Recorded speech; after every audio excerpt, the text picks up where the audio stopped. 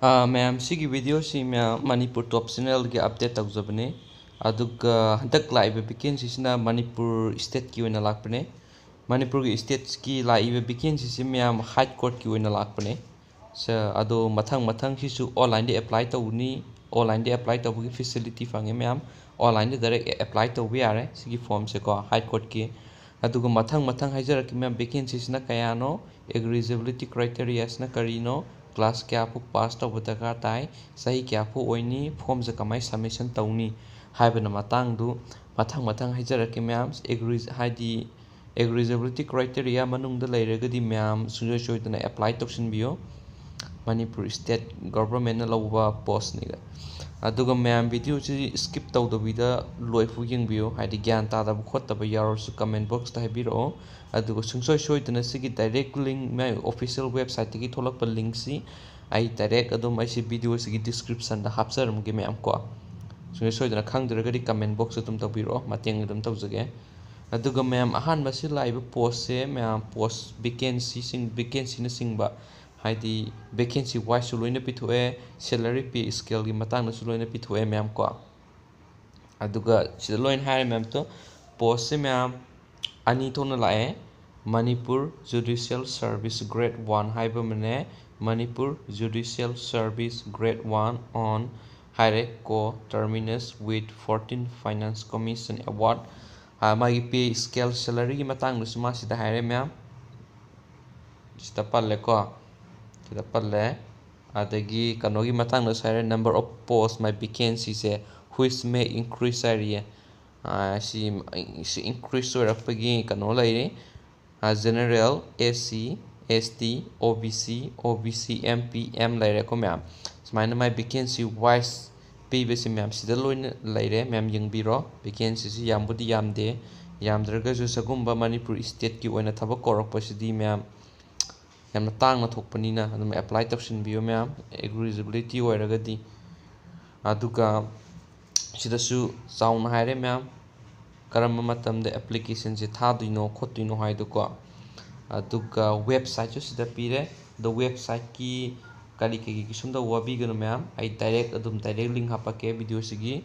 sina direct website ne mayam ko aduga magi registration start tawdis mayam hajik ti registration je hawdari du kuibudi kuidre tang 15 dagi horni form thaba hobase online da ko online dum apply tawiyarni pung 13 yuki ta matamda tang 15 gi adudagi form thajin bayare aduga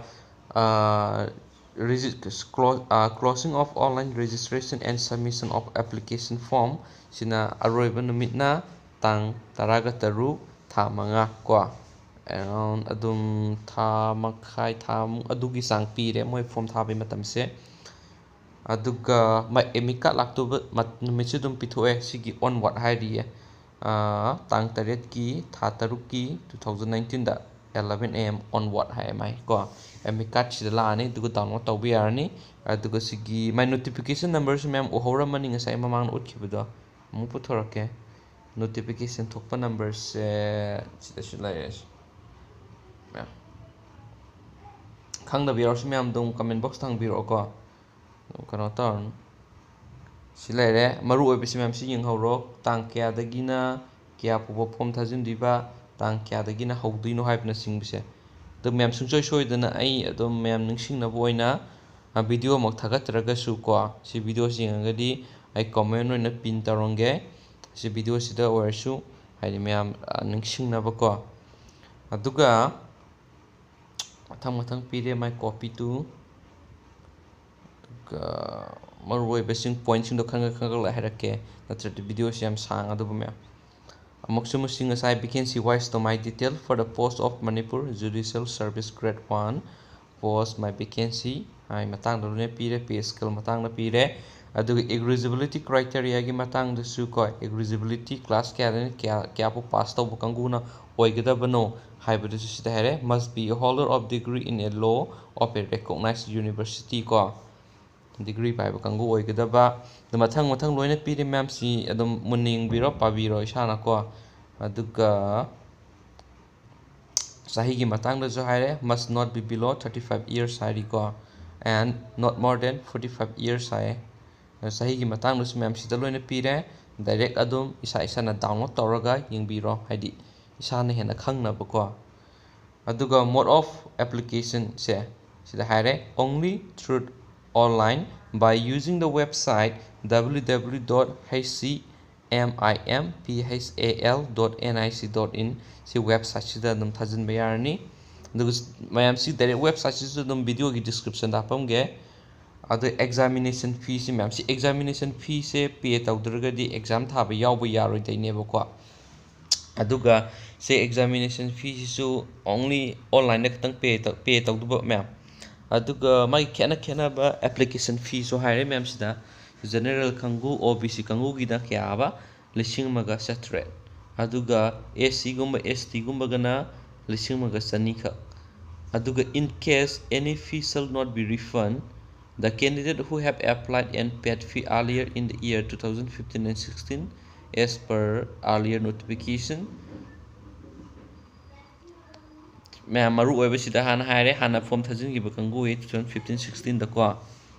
मोय गिसु मतंग ना fee paid हाना तौकिबो कंगु गिदो मोय गी फी refund तौबगी हाना थजिन गिबो कंगु दो hi ma'am को मोय दि refund तौने हाय सिदा हाय मोय खरा नोट पीरी मैम सि यिंगसिन बियो इसे को मैम सुंवा डायरेक्ट लिंक अपके इसा इसा ना पाबने हेना नुगाइना अदा मोड ऑफ सिलेक्शन आई दिसुम ma'am thabak vacancy lakpado khatang haijabani ko haidi si tawra kana haita kanwa taw khanni khone habe wana taba sum anau nau lakpado ma'am sum update tawba khatanai mode of selection se aduga selection se kamaina tawna ha matamda eligible candidates shall be required to appear in the written examination in the exam center and viva voice at their own expenses before the High Court of Manipur माइगी selection तब मोंसु हायरे ma'am अहानबद exam फमने दु लोरगा माइगी viva voce से मैम बाइबा अनि से खतने अदु लोरगा दम लोरे डायरेक्ट खलनी अदुगा सिलेबस की मतंग दु जहिरके मैम को सौरकपा करम बदगी माइगी सिगी एग्जाम पैटर्न की क्वेश्चन सिंग जो लाक्तुरी बनो को अदुगी सु हापेट हायरके यावबनी सिदा direct candidate appearing in the written examination for the selection of direct recruitment from amongst the eligible advocates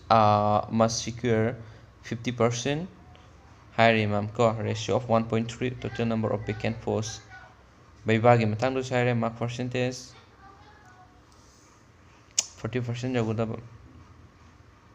moina higher se sida maru be singdul ma'am loi higher aisu जुवाइदा फंगबदा गायरी सी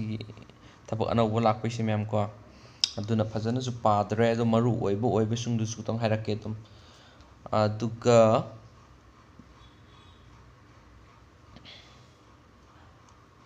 सिदा लेरे माइ डॉक्यूमेंट सिंग अखोइना अपलोड तौगदब सिंग मैम फोटो साइज तो अदुगी क्लास 10 की सर्टिफिकेट हायरे as proof of date of birth को नंगी सादरिबा फोटो दो हाइदी सेमदरिबा फोटो की साइज तो क्या फो लैदुबनो फॉर्मेट ना करेक्ट फॉर्मेट नो सिदा हायरे LLB गिसु advocate issue by the concern of bar council qualification गिसु लोइन हायरे मैम सिदा लोइन पाले SC ST गिसु को फोटो गिसु सिग्नेचर गिसु डोमिसाइल गिसु लोइन पाले सिदा मैम अदो सि लोइन येंगो मरोइबे सिंगसे मागी size Tuga photo format तुगने ma'am मरु ओइन येंगदिसे को अदु साना द्रगदि अपलोड तव यारो देनेबा अदुगा कमाइने अप्लाई तौनी हाइबेगिसु मैम सिदा हाइफेट संग हायरे applicants are advised to go through the step in how to apply ko haidi my official website tum sangani ma'am दुगा लिंक लेरमनी को अदु डायरेक्ट लिंक दु हापागे मैम वातना थिनदना अदुगा एग्जाम की मोंग से मैम रिक्रूटमेंट की मोंग से पेपर अहुम थोकना लय को 3 hour duration is पुंग अहुम ने ma'am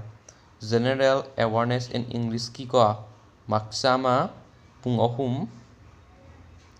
to test general knowledge aptitude intelligence when hare aduda law paper 1 ama du pung ahum maksama law paper 2 da pung ahum not mai maru oi bakra hare sitamo aduga interview na mak yang khai gi date nga sai mamang da ju hai khre sida ju hai re ma'am amu han ko amaru oi besing do mo ꯑꯃꯨꯛ ꯍꯟꯅ ꯑꯃꯨꯛ ꯍꯥꯏꯔꯦ ꯉꯁꯥꯏ date ꯑꯩ ꯉꯁꯥꯏ ꯍꯥꯏꯈꯤꯕꯁꯤꯡꯗꯣ ꯀꯩ ꯅꯨꯃꯤꯠꯇ ꯊꯥꯖꯤꯟꯍꯧꯗꯕ ꯈꯣꯠꯇꯕꯅꯆꯤꯡꯕꯗꯣ exam ꯁꯦꯟꯇꯔꯁꯨ Amy ꯀꯥꯔꯠꯇꯨꯗ ꯂꯣꯏꯅ ꯍꯥꯞꯄꯅꯤ ꯍꯥꯏꯔꯦ ꯑꯗꯨꯗ candidate must carry at least one photo where identity proof in original driving license voter ID card Aadhaar card हाइदि एग्जाम था लाको मतमदा मैम को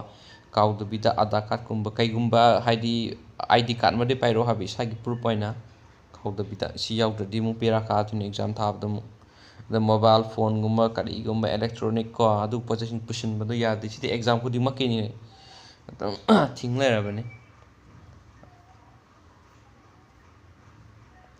कमाइन अप्लाई तौदिनो हाबि मोंगदा मैम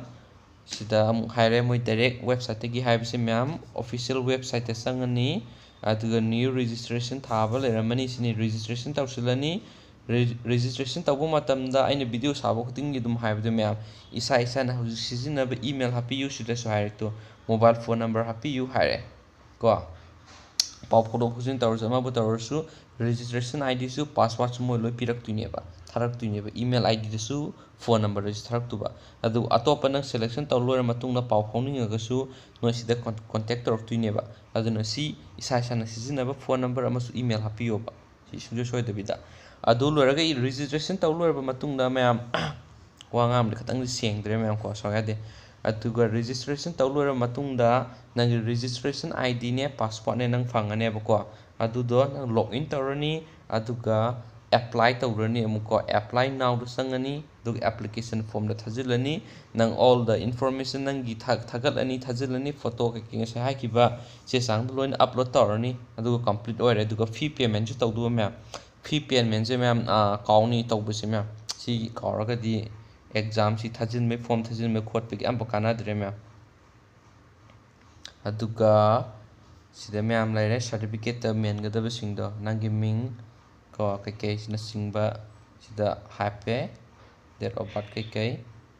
कनाना साइन तौगदो को अदुना मरु ओइबसिन खराजु सिदा यावरे मैम यंगो मैम अदुम अदो सि डायरेक्ट लिंक से सिगी एग्जाम थानिम कंगु एलिजिबिलिटी ओइबा कंगु दोदम एग्जाम ट्राई तौबियो मैम को